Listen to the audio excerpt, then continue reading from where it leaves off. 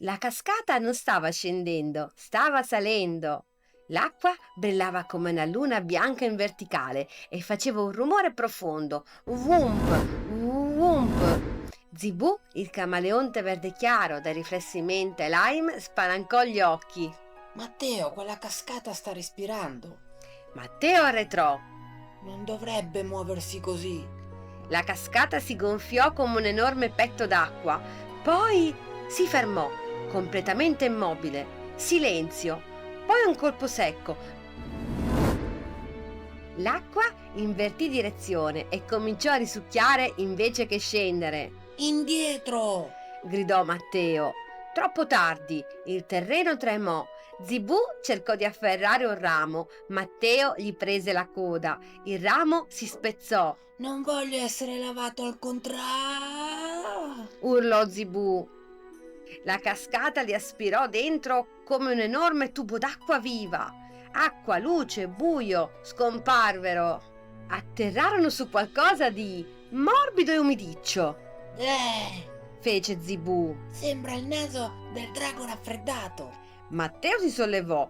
La grotta attorno a loro pulsava piano. Le pareti si gonfiavano e sgonfiavano come un enorme polmone di pietra. Filamenti luminosi correvano sui muri come piccole lucertole di luce e l'acqua saliva, non scendeva, Ok, disse Zibù. questa grotta è ufficialmente strana. Una vocina tremante arrivò alle loro spalle. Scusate, siete appena caduti nella cascata, vero? Zibù saltò così in alto che si incollò a una stalattite.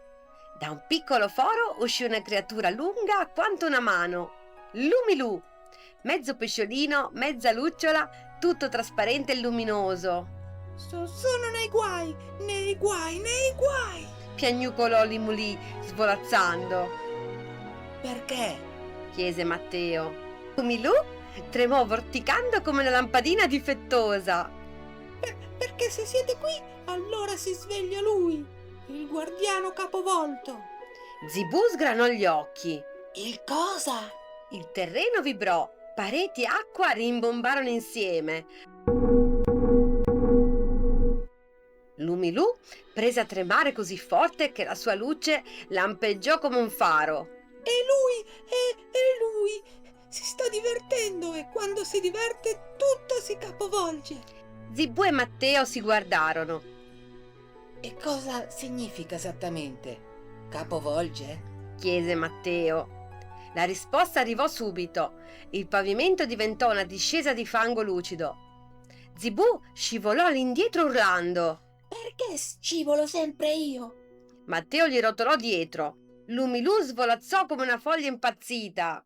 Alla fine della discesa c'era un lago, ma il lago saliva verso l'alto, come una colonna d'acqua. E sopra quel lago fluttuavano massi, foglie e un fungo gigante che russava. Dove siamo finiti? Sussurrò Matteo. Una voce profonda rispose. Da me. Una figura emerse dai massi sospesi. Grobby, metà rana, metà roccia, metà bambino gigante. Occhi grandissimi. Uno guardava su, uno guardava giù, si muovevano indipendentemente, come due biglie pazze. Oh, ospiti! Disse Grobby con voce cavernosa. Finalmente qualcuno! Qui nessuno viene mai. Tutti guardano la cascata, nessuno entra. Schioccò le dita, il lago si ribaltò e la grotta ruotò di lato. Matteo si aggrappò a un sasso fluttuante, Zibù si spiaccicò sul soffitto e Lumilù divenne una pallina luminosa in panico. Robby! Gridò Lumilù. Stai rompendo tutto! La cascata sopra collassa! Grobby fece spallucce. Ma io voglio giocare! Qui è noioso! Aria che sale, acqua che ride, è divertimentissimo! Zibù riuscì a staccarsi dal soffitto e cadde su un fungo. Se continui così, boom! Esplode tutto e noi con lei. Grobby si fermò, pensò, ribaltò un occhio, poi l'altro. Allora facciamo un gioco. Disse felice. Se vincete, rimetto tutto normale. Se perdete, restate qui per sempre con me. Lumilù quasi sviene. La grotta tremò di nuovo, un masso crollò, Forse dobbiamo accettare. disse Matteo. Zibù sospirò. Ok, Grobby, un gioco, ma solo uno. La grotta cambiò forma, come se fosse un cartoon vivente. Davanti ai tre apparve un fiume d'acqua luminosa e l'acqua rideva. Ogni risata creava un'onda gigante che rimbalzava a destra e a sinistra. Questa è la prova? Chiese Matteo. Sì, Disse Grobby. se lo fate smettere di ridere vincete. Una risata più forte fece vibrare tutto. L'onda prese Zibù e lo mandò a schiantarsi su una roccia. Mi oppongo a queste onde! Matteo venne spinto indietro da un'altra risata. Lumilù fu sparato in aria come un petardo. Come facciamo a fermarla? Gridò Matteo. Lumilù si illuminò, letteralmente. Se l'acqua ride, facciamola ridere di più, finché si stanca. Zibù e Matteo si guardarono. Proviamo. Disse Matteo. Cominciò a fare facce buffissime. Zibù imitò un camaleonte obeso. Lumilù fece versi assurdi, tipo gorgogli musicali. Il fiume rise, poi rise più forte ancora, finché di colpo si ammorbidì, si calmò, si distese come una coperta d'acqua. Grobby applaudì con mani enormi. Bravissimi, avete vinto. La grotta tremò più forte di prima. Grobby abbassò lo sguardo. Il suo occhio destro si mise triste. Quello sinistro lo seguì lento. Io non volevo far crollare tutto. Disse. E che qui sotto nessuno viene mai. Voglio giocare, parlare, avere amici, ma tutti si fermano alla cascata e nessuno entra nella grotta.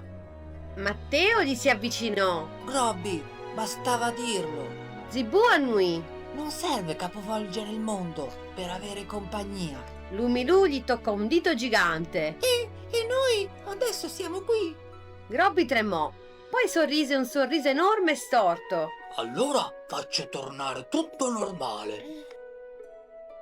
Grobby poggiò la mano enorme sul pavimento. Grotta, torna dritta. La grotta si illuminò, l'acqua iniziò a scendere al contrario, i massi si posarono piano, le pareti smisero di respirare. Davanti a loro si aprì un portale d'acqua più brillante. Andate, ma tornate a trovarmi. Disse Grobby con voce dolce. Zibù diede un colpetto sul suo naso gigante. Promesso. Matteo e Zibù attraversarono il portale. In un lampo erano di nuovo davanti alla cascata. Tutto scorreva normale, il sole brillava. Per un attimo dal flusso spuntò Lumilù. Grobby vi aspetta. Disse e svanì. La cascata brillò. Per 3 secondi diventò un arcobaleno liquido. Una mano d'acqua si sollevò e fece ciao. Matteo sorrise. Zibù brillava verde menta. Questa Disse il è camaleonte. stata l'avventura più capovolta della mia vita. Matteo ridacchiò. E la più bella. Un piccolo plop arrivò dalla cascata. Era Grobby che salutava.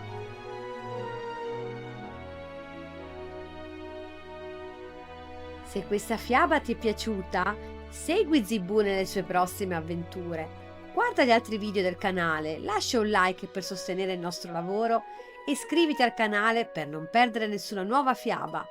La magia continua ogni settimana. Buonanotte bambini, mamma e papà. Mua.